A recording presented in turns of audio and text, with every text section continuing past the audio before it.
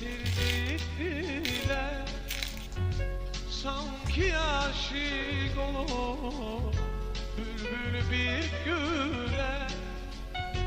Senin eşkin beni getirdik dile, sanki aşık olur bülbül bir güle. Seni sevdim, gönül verdi, hasret çektim. Ay bala, seni sevdim, hasret çektim. Gönül verdim ben senin tek gözele, eşkimi tezele. Ama tezele bu ayrılığım ömür